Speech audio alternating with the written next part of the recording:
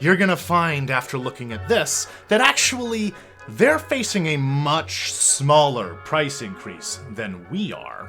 And yet they are using this opportunity, the fact that we all believe inflation is coming. They're using this opportunity to essentially create an inflation that isn't necessary.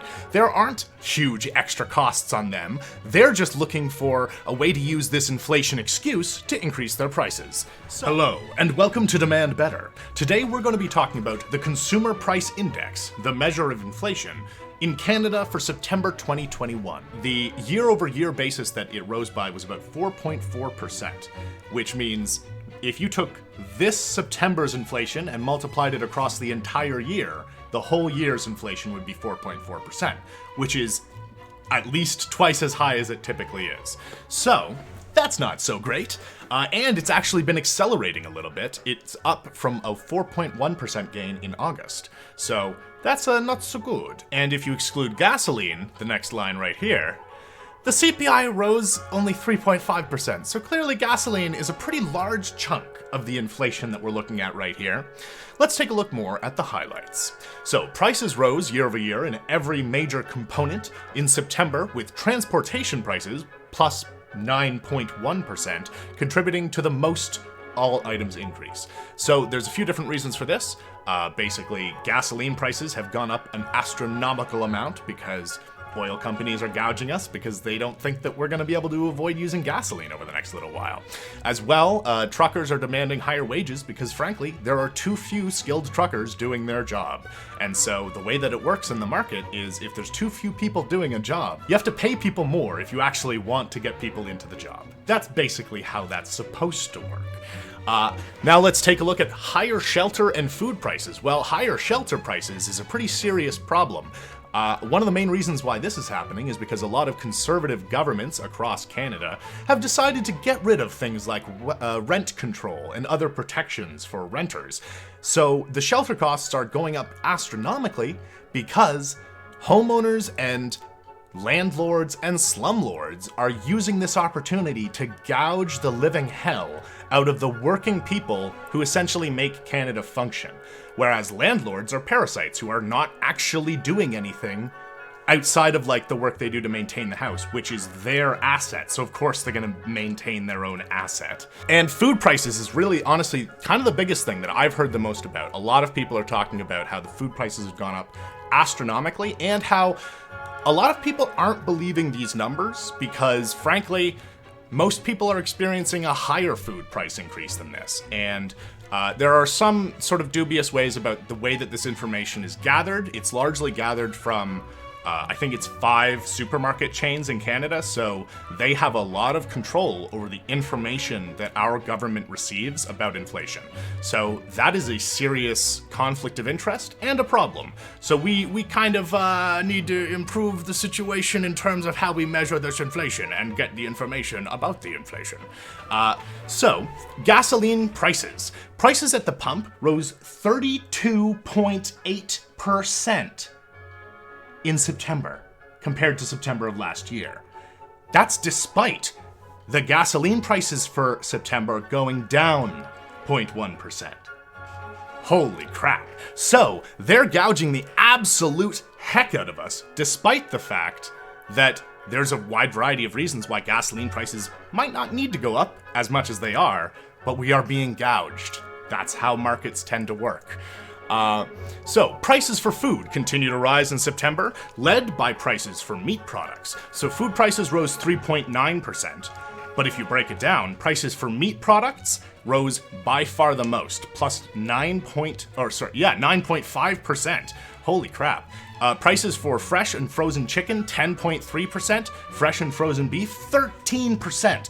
These are wild, and every single household in Canada is likely to have to deal with many of these costs, except the vegans. The vegans were far ahead of us on this one. They were prepared for this whole situation to come up years ago. It's incredible, the foresight that they have.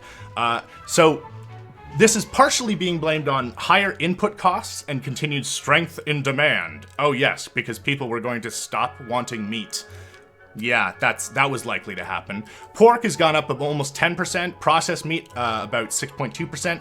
Bacon, the most important, of all the pork products has gone up 20%. Why are there no riots in the streets? Genuinely, why the flippin' heck are there not riots in the streets? And honestly, part of it is that COVID is still a thing, and a lot of workplaces have not taken the proper precautions. And the result is, when there is an outbreak, they've got to close the whole production facility. So temporary closures of production facilities partially contributed to the higher prices.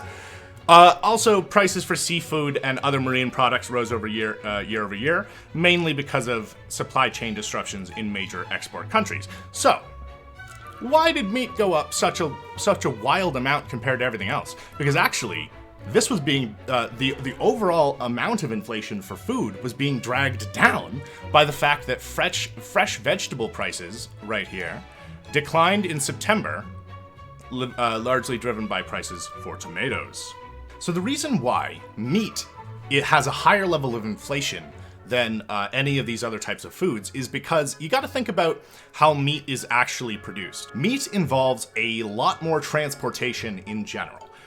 You got to transport feed from the farm to the animals. Then you got to take waste out of the farm. You've got to take all these different animals out of the farm. You've got to move all this meat to a meat packing plant. Then it has to be shipped to a supermarket. There's just so many steps involved in meat production compared to vegetable production that they are just going to hand us way higher prices in general. The inflation that they face is going to be higher than the inflation that is faced by a lot of other industries, because they involve transportation of the product at like 3 or 4 different stages in the process. Whereas often you can, have a cucumber picked in a farm near your house and have it like ridden by bicycle to your home. No, that's probably a bit much. But essentially, you can kind of understand how meat prices would go up much more than the others, because every single time the gas prices have gone up, that's being multiplied by like 4 times for the meat industry, because they use transportation of the products so much more than the other industries. Let's take a look at Homeowner Replacement Cost Index. This one, related to the price of new homes, has continued to slightly increase year over year, rising 14.4% in September after increasing 14.3% in August. So that's a little bit large. And honestly, this is... Oh god, yeah, the next thing they try to blame interest rates for it. Yes, one of the costs being low, the low interest rates, that's probably driving up inflation, not the fact that the rich are buying up all of the homes and driving up the price because to them it's an asset and not a home. I wonder, maybe we should do another stress test so that even fewer middle-class people are able to purchase homes and it all goes to the rich. That's essentially the problem here. We aren't taxing the rich for flipping up our housing market. They're screwing up our housing market, and we're not bothering to tax them for the ludicrous prices, for the ludicrous asset values that they keep inflating. This is a scam, and we aren't doing enough about it. And that's why it's not the historically low interest rates, you dumbasses. It is the fact that the rich are rigging the market for themselves, and they're not going to let the price go down until they see a way that the price going down benefits them. Which, admittedly, it probably would, because then they would be able to sweep in. They're the only ones left with money. Everyone else is screwed because of all the inflation and everything else. The only people who have money and need an asset that isn't subject to typical inflation is the housing. So it's almost like the rich, in preparation for all of this inflation of the normal goods, went out and started buying like insane levels of assets that they thought would be insulated at least a little bit from inflation, but any inflation that did happen would be good for them because they still own an asset. It's not like a good that's being consumed. So we essentially are letting these guys rig our economy and then blame like things that have nothing to do with the inflation on the so that we increase the interest rates, which is just going to increase the income to the very, very rich. Like, the only people who get priced out by higher interest rates are people who were poor enough that that little difference between the interest rates screws them over completely.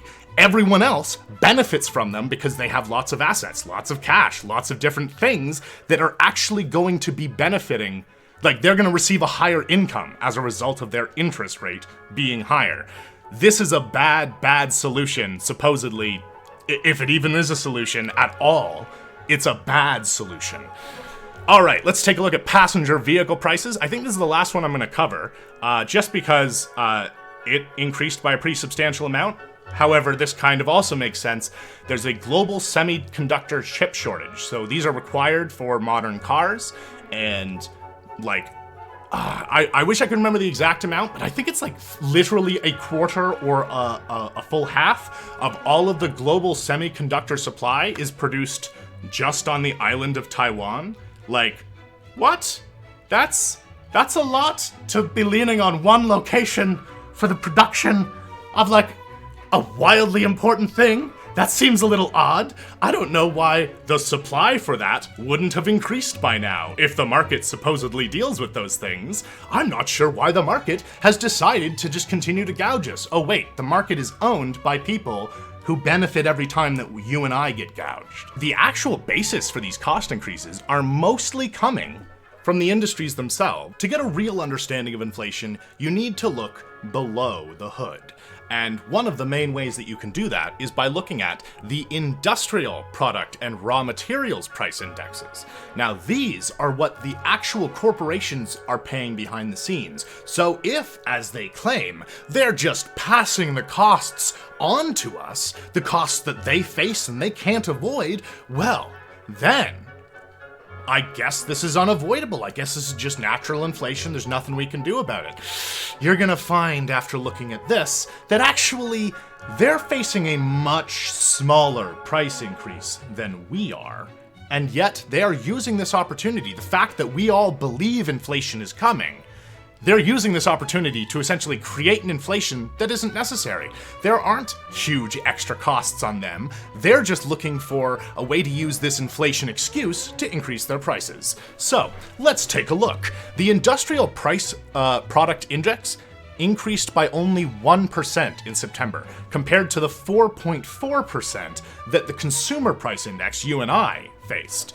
Let's take a look at a little bit how that happened. The growth in the IPI was mainly attributable to increases in price for energy and petroleum products, plus 3.8%. If you remember looking back at the previous page, the gasoline prices had fallen down, but the prices at the gas pump had risen by 32%. So let's take a look. 3.8% is the price increase they faced, 32% is the price increase we faced. So that doesn't seem exactly right, does it? That seems like they are just looking for another way to make money off of people not being informed as to how inflation actually works. So let's take a look down. There's a whole bunch more that you can look at if you want to get deep into the details here, but a few of the other things that I wanted to point out, prices for motorized and recreational vehicles only rose by plus 0.6%, but on the other end of things, consumers paid more for passenger vehicles this month as prices rose 7.2%. That's a huge difference. Let's take a look at this. The price growth for homes increased because of higher construction costs and historically low interest rates. Now that's interesting. Let's take a look at those construction costs, why don't we? Oh, in the raw materials price index, you can find a lot of the construction costs that are involved. Basically, energy costs are one of the main things that they have to deal with, so obviously that's a source. But now let's take a look. Oh, prices for logs, pulpwood, natural rubber, and other forestry products, many of which are used in the construction of homes, are down 2.6%. Wow, so it's almost like they have no excuse to be increasing our prices by a ludicrous amount, while their costs are literally going down. They are paying less to do the same amount of work, and they're passing higher prices on to us. Is that not a little suspicious? This is generally how markets tend to actually work in the real world. The price decrease for animals and animal products, right here, was 0.7, or negative 0.7%. So, during a time when the costs for basically animals and animal products is going down, we are being hit with the largest increase in the cost of meat since April 2015. So, it's clear that their prices don't have much of an effect on the prices that they demand from us. Because the real driver here is that they seek profits. They want profits. They want to have money left over afterwards. So they're not going to just pass on their savings. They're going to hold on to those savings and keep them as profits. That's how capitalism tends to work. So, and like, most people that I'm speaking to probably understand this, so don't take my condescending tone as directed towards you. It's being directed towards the insane number of at least somewhat intelligent people who have completely bought into the market narrative that essentially markets are gonna work in this amazing, perfect way, even though they're being completely dominated and controlled by insanely rich people. Like, markets don't work if there's no equality, if there's no way for people to compete with each other because the rich are just buying up everything. There's no way for a market to work in that circumstance.